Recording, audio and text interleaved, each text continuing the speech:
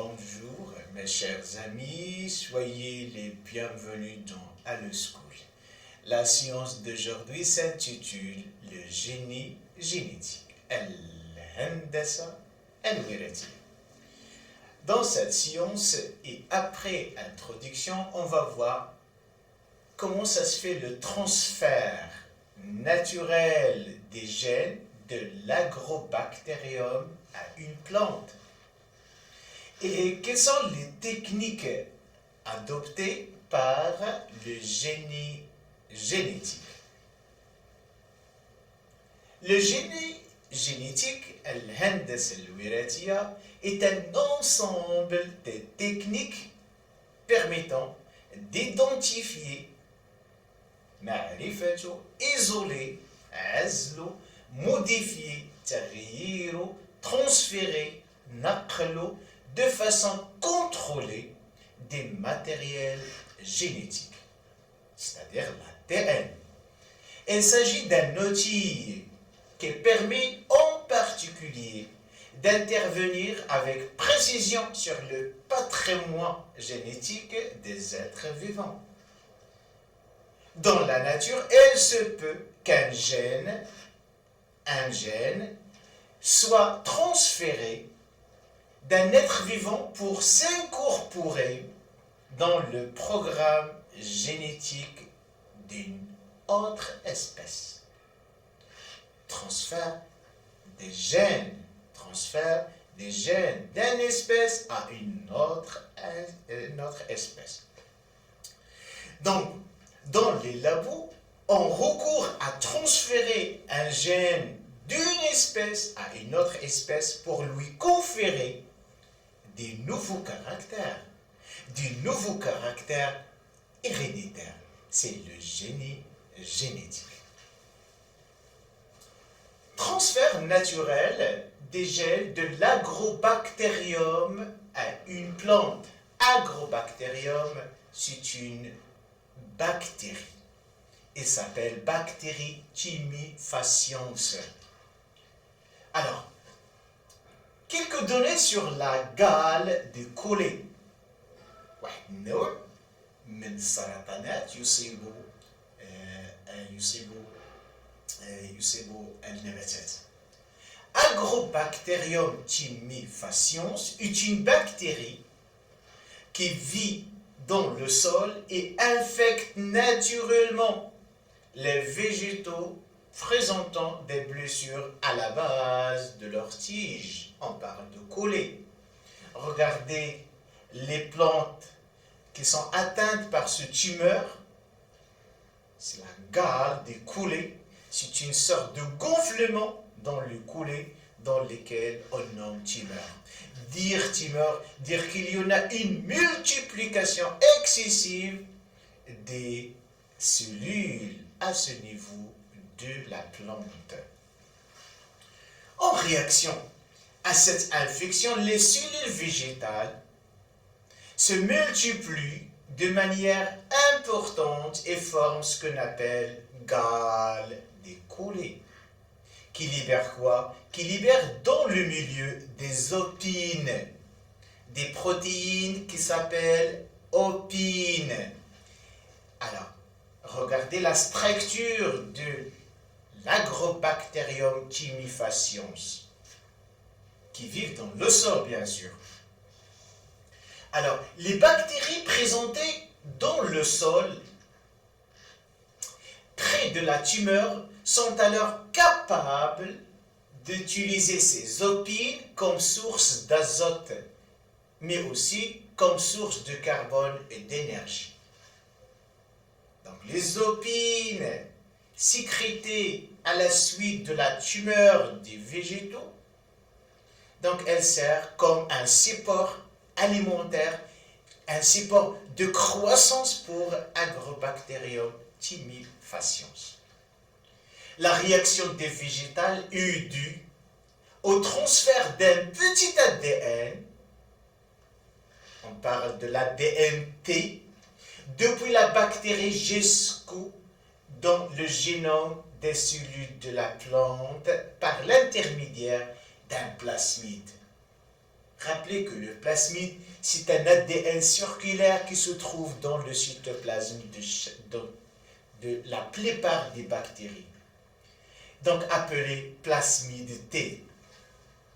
Alors, le schéma de la figure 3 montre les étapes de transfert naturel des gènes de l'Agrobacterium tymifaciens à une cellule végétale. D'abord, voilà la structure de l'Agrobacterium tymifaciens. Elle est marquée par la présence de deux types de chromosomes. Un chromosome de l'Agrobacterium qui se dispose au niveau du cytoplasme, mais il y en a un plasmide, un chromosome circulaire. À l'intérieur de ce plasmide, il y en a une partie de ce chromosome, un gène qui s'appelle ADNT. Ce ADNT s'introduit suite à la blessure du collet des végétaux et elle s'intègre dans les chromosomes, dans l'ADN du noyau végétal.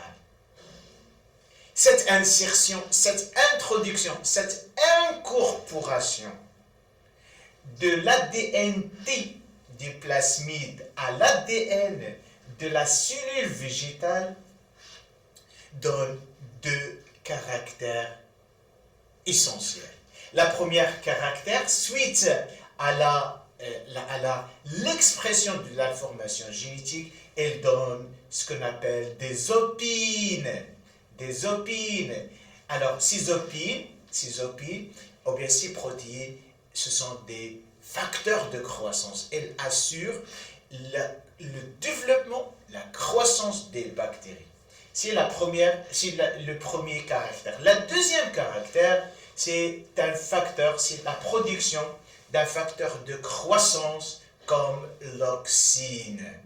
Et cet facteur de croissance, elle permet la multiplication excessive des cellules du collet, c'est-à-dire, on parle de thymifaction.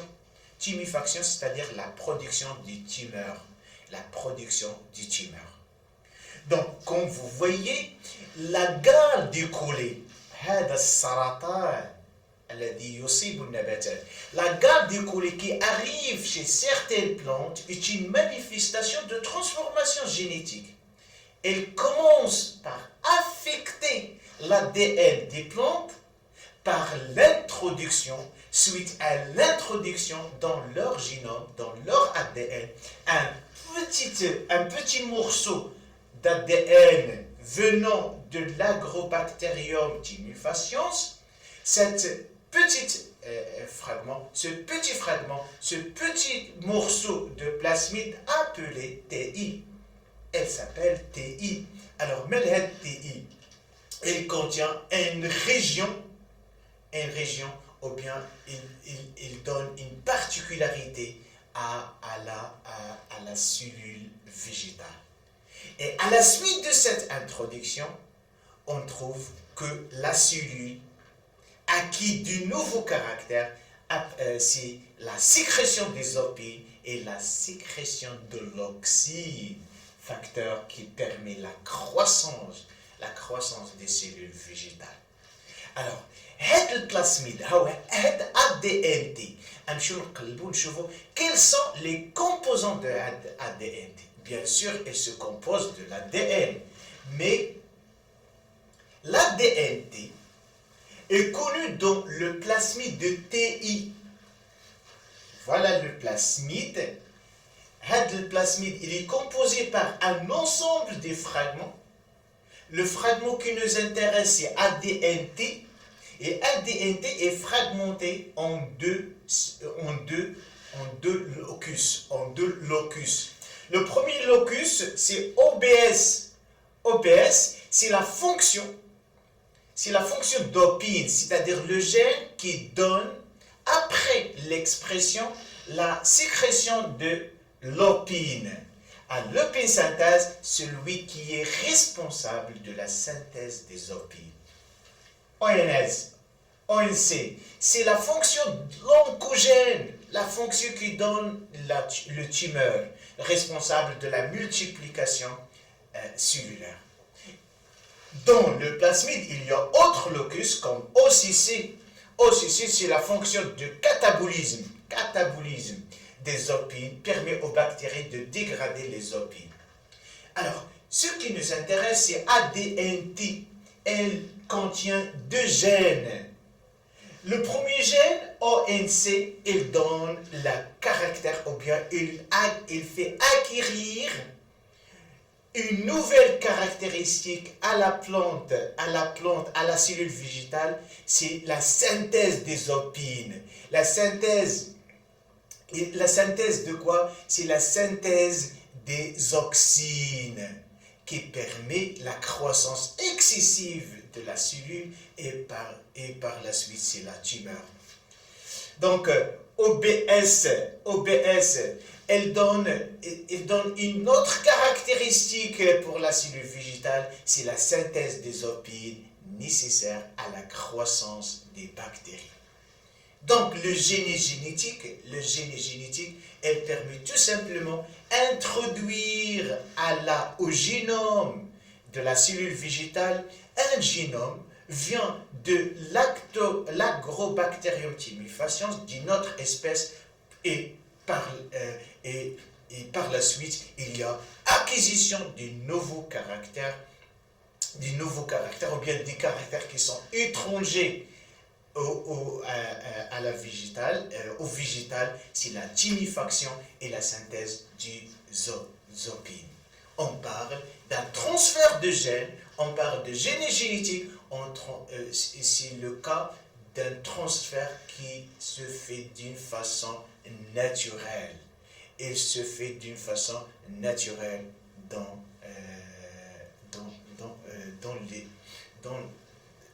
la nature. Voilà. Donc, conclusion. La bactérie Agrobacterium oriente l'activité végétale à son profit. Elle réalise donc naturellement une transformation génétique d'un organisme végétal. Une fois ce mécanisme connu, l'ADNT a été rapidement proposé ou bien de le détourner dans un but transgénèse, c'est-à-dire implanter, greffer un ou plusieurs gènes dans un organisme vivant. Pour cela, il suffit de remplacer l'ADNT par une autre ADN pour donner un autre gène d'intérêt. Donc, il est valable maintenant de éliminer l'ADNT et le remplacer par un autre gène qui vient d'une autre espèce pour que la plante exécute ou bien acquis une autre caractéristique étrangère, c'est le rôle de génétique.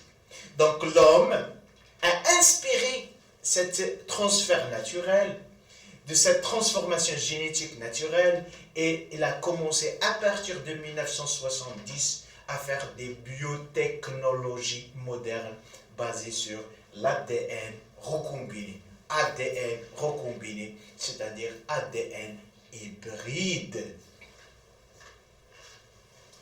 Alors, quelles sont les techniques adoptées? Quelles sont les techniques de génie génétique?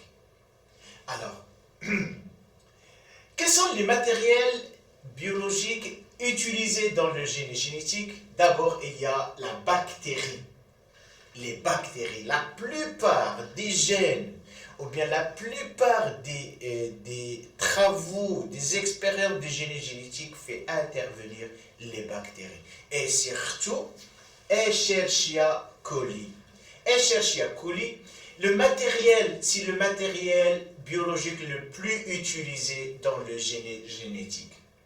Pour 3 raisons essentielles. La première, elle possède, c'est-à-dire Escherichia coli, on vient E. coli, elle possède, en plus de son unique chromosome, elle possède le plasmide. C'est une des spécificités des bactéries, la présence d'un ADN circulaire, c'est le plasmide. Elle se reproduit très vite, permettant d'obtenir rapidement des générations successives. On dirait qu'après 20 minutes et dans un milieu convenable, une bactérie donne 2 bactéries. Et la méthode de division et la méthode de multiplication des bactéries, c'est la fission binaire, al-inshitar.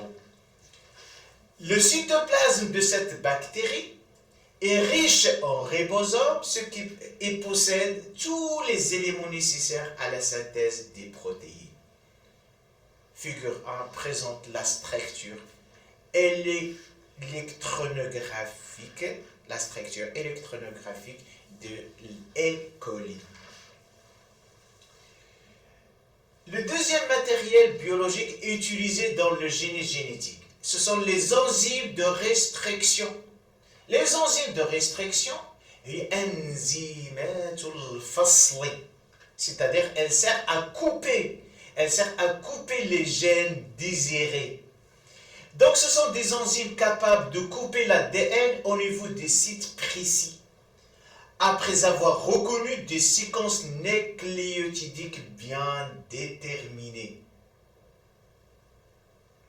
في هذه الحالة كاين بزاف les enzymes de restriction qui servent à couper le gène désiré. ناخذ comme exemple PAM-HI, c'est un enzyme dont la source est Bacillus amylolicofaciens. Il coupe l'ADN dans des points bien précis. Regardez dans la séquence 5, dans le brin 5.3 et 3.5. Il coupe entre G et la séquence GATCC, soit dans le brin transcrit, soit dans le brin non transcrit. La chose qui est très importante, c'est après ce découpement, on trouve des fragments, on trouve des extrémités, et ces extrémités, elles s'appellent les extrémités cohesives. Et dans ces extrémités cohesives, il vient de s'installer, de s'insérer, de s'incorporer le nouveau gène désiré. Écouré, qui vient de Escherichia coli, et coupe entre G et la séquence AATTC, soit dans le brin transcrit et le brin non transcrit. Les ligases, comme nous avons déjà vu, les ligases, ce sont des enzymes qui sont capables de couler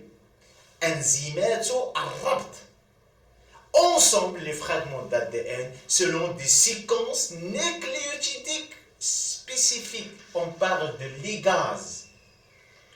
Alors qu'il y en a d'autres enzymes, c'est la transcriptase inverse, ou bien c'est rétrotranscriptase. انزيمات النسخ العكسي. هذه العملية هي العملية الأكثر استعمالا في le génie génétique. On part d'abord par l'ARN. L'ARN, suite à des enzymes de la transcriptase inverse, on peut élaborer, on peut produire un seul brin ou bien la molécule d'ADN monocaténaire. Et une fois synthétisé ce brin monocaténaire, on doit chercher l'autre brin par la complémentarité des bases. Donc c'est l'outil le plus utilisé pour chercher le gène ou bien le segment d'ADN, le gène désiré, le gène souhaité à incorporer dans le génome de l'autre espèce. Et voilà mes chers amis, merci de votre attention, à la prochaine.